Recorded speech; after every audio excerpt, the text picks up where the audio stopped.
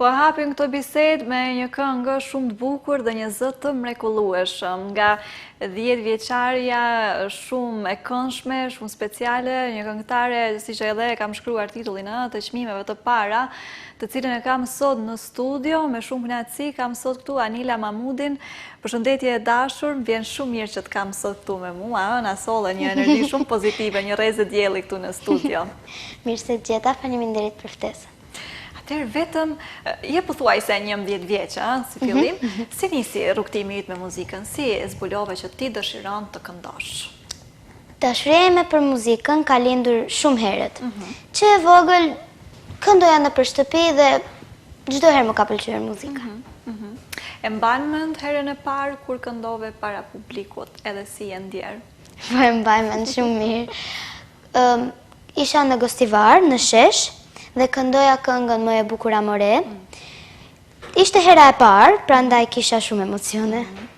Këngë madhe për ta kënduar, apo jo para një publiku të madh? Po. Si është së ndryshe kur e këndon në shtëpi, e ndryshe para aty gjithë atyre njerëzve, apo jo? Kishe pak stres, apo? Po e menaxhove mirë. Po. Ke qenë po ashtu, nëse nuk gaboj, 7 vjeçare kur e more çmimin e parë, apo jo në Diamond Fest? Po. E prisja atë suksesi ishte për një 7 vjeçare të merrte çmimin e parë në një festival? Të them të drejtën, nuk prisja që të merrja çmimin e parë. Ishte hera e parë që konkuroja në festival, prandaj kështu nuk dija ç'po ndodhte. Mendove se vetëm do marrësh pjesë, por nuk e prisje gjitha sukses. E kur e more çmimin e parë, si u ndjeve? Ndjeva shumë e gëzuar. Shumë e gëzuar, ëh. Ta japi ndoshta një motivim për tutje, the. Do vazhdoj ta bëj apo jo? Po. Kënga ka qenë Ku mbet i ëmblizë, apo jo, nëse nuk gaboj. Çfarë kujtimesh ke nga ajo performancë? Kënga Ku mbet i ëmblizë ka një domethënie shumë prekse, është këngë drejtuar fëmijëve që vriten, dhe kujtimi më i bukur është performanca që e kam bërë bashkë me shoqen time Morea, të cilën e përshëndes shumë.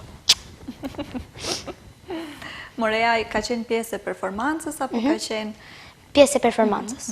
Shumë mirë, si ishte të ndaje skenën me shoqe? Ishte bukur shumë. Bukur, apo jo? Se kemi pasur, përveç të Diamond Fest, me Ku mbeti i ëmblizë, që të solli çmimin e parë. Çmimin e parë të parë, domethënë. Edhe pas kësaj kanë ardhur edhe shumë festivale të tjera dhe fitore të tjera. Kemi pasur në Gostivar, festivali Junior Fest, ke marrur çmimin e dytë, festivali Fluturat në Kumanov, ke marrur çmimin e parë. Edhe më trego tash pak se çfarë prezantove, cilat këngë këndove në këto festivale, si u ndjeve, edhe cilët ka pëlqyer më shumë deri më tani? Të gjithë festivalet kam pasur një eksperiencë të veçantë për mua. Në festivalin Junior Fest kam performuar me këngën Loti Mamas. Në festivalin Diamond Fest dhe Fluturat kam performuar me këngën Ku mbeti i ëmblizë. Dhe më i veçanti për mua ka qenë festivali mbarkombëtar i fëmijëve në Shkodër. Festivali mbarkombëtar i fëmijëve në Shkodër, ke marrur pjesë, domethënë, kjo do jetë si vjet hera jote e dytë. Po. Si ka qenë hera jote e parë tek Festivali Mbarkombëtar i Shkodrës, edhe po ashtu kënga që dëgjuam, apo jo Botë e Re, është ajo kënga që këndove atje, këngë shumë e bukur. E po herën e parë kur konkurova, nuk prisja që të krijoja aq shumë shoqëri dhe të kaloja aq mirë. Këtë vit do performoj me këngën Do Mosoj, është këngë ritmike, e kompozuar nga Gent Meftaraj, dhe këtë vit pres që të kënaqem, sepse aqë është me rëndësi pjesëmarrja.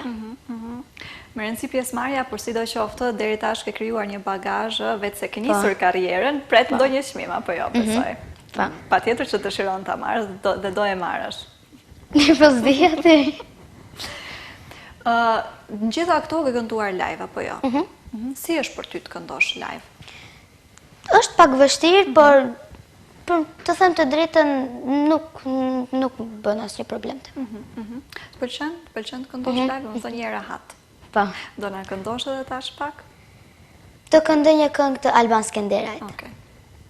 Ku mbet hëna, ku mbet jeli, që kur më nuk je, U bëftoh këtu në majtë malit, po shë vetëm re, dhe më lartë se Himalaja, dhe më ftoht se akunaja, tani që mbërita tek maja, më mungon si oksigen. Të lumë, të. Është shumë i bukur, edhe kontrolli, edhe teknika, edhe gjithë shka vërtet shumë përgëzime. Bravo. Pëlqen Albania, ndëgjon? Me që përmendëm shumë, po është këngëtar i mirë. Edhe stilin paka shumë ndoshta aty e keni të njëjtë, edhe ty siç duket pëlqejnë baladat apo jo? Shumë. Do vazhdosh na këndosh. Faktikisht cili stil pëlqen më shumë? Do vazhdosh me balada, do eksperimentosh ndoshta ose për të ardhmen? Do eksperimentoj dhe stile tjera, por tash më shumë pëlqejnë baladat. Baladat pëlqejnë. Edhe i ndëgjon edhe i këndon. Ishe edhe javën e galuar, apo jo në Shkup edhe këndove edhe aty live dhe po ashtu u stolise me çmimin, u shpërbleve me çmimin e parë, apo jo? Po. Si është ti marrësh gjitha këto çmime, edhe çfarë po ashtu çfarë na këndove? E po, në Golden Voice performova me këngën Abetare dhe është e krijuar nga mësues Qamil Aliu. Isha shumë e gëzuar kur dëgjova emrin tim në kategorinë e shqiptarëve fituese. Çfarë emocione janë, apo çfarë i thua vetës kur del në skenë, që ta bësh gati për atë performancën live që po vija? E po, para se ngjitem në skenë, bëj prova, dhe që të hapet zëri, po. Dhe kur ngjitem në skenë, harroj gjithçka dhe mundohem të jap më të mirën. Dhe siç duket e jap. Dhe ja del. Kush më ka mbështetur deri më tani më së shumti? Më së shumti nga të gjithë më ka mbështetur babi im, ai bën gjithçka për mua. Por sigurisht edhe të afërmit e mi, po edhe arsimtarët, si për shembull mësuesja ime Lirie Ballazhi, mësues Qamil Aliu, Yll Ajroja, Pullum Qerimi, këngëtar Artan Jusufi, po edhe profesor Gent Miftaraj, e shumë të tjerë. Dhe i përshëndes shumë. Ke një rreth shumë të gjerë rreth vetës, që të mbështesin, të japin shumë shtytje e dashuri, shumë mirë të kesh një rreth të tillë motivues. Mirë që e përmendë shkollën dhe mësuesit edhe arsimtarët dhe gjithë, si është për ty, në një moshë kaq të re, ke këtë sukses, prova, e di që ke ndjekur edhe lloj shkollash, kursesh, përgatitjesh, patjetër për gjitha këto performanca, si arrin ta balancosh shkollën, koncertet, performancat, provat, po normal edhe shoqërinë e qefin, apo jo? Është pak e vështirë, po edhe mësuesja, po edhe drejtori i shkollës, kanë shumë mirë kuptim dhe ashtu i arrit të gjitha.